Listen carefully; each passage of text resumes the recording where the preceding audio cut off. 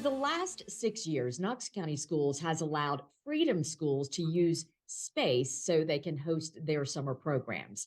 Now, as the seventh summer approaches, some school board members have some concerns. So here to further discuss is Jesse Mayshark, the co-founder and co-publisher of the online news publication Compass. Jesse, thanks for being with us. We appreciate you. Sure thing. Briefly, explain what are Freedom Schools, and then number two, what are the concerns that we're hearing right now about them? Sure. Freedom Schools it's a summer program run by an independent nonprofit here in Knox County. That's the East Tennessee Freedom Schools. It's a model that was created by a nonprofit called the Children's Defense Fund, which was established by civil rights pioneer Marian Wright Edelman, and that really advocates especially for poor children, children of color, children with disabilities, basically children who they feel like need extra support and help. And the Freedom Schools is a 6-week summer program that the kids come to. It has been held, or it's going to be held in 3 Knox County school buildings this summer. But again, it's not a Knox County program.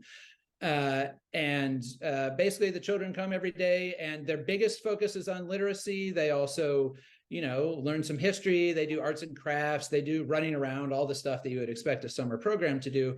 But they say that they've shown good results with maintaining children's reading levels during the summer and even increasing it, which is, always a concern about sort of that summer drop off. And they primarily serve lower income African-American students. That's really kind of the base of who they serve. So a few school board members raised concerns about this week because the school system is talking about entering into an agreement that would just boost that program a little bit. Basically, it would allow students who are in the program to use Knox County school buses if the school system already has a bus that's running to that school, because they run their own summer programs.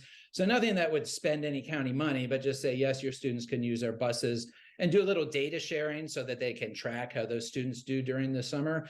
But a couple of board members, kind of ideologically raised concerns about the Children's Defense Fund, feeling like it might be coming from a place of, nobody used the phrase critical race theory, but you kind of got the impression that was kind of the concern. But of course, this is an outside program, and the school system doesn't have any control over what people do. They have to make their schools available sort of to all community organizations, regardless of their points of view.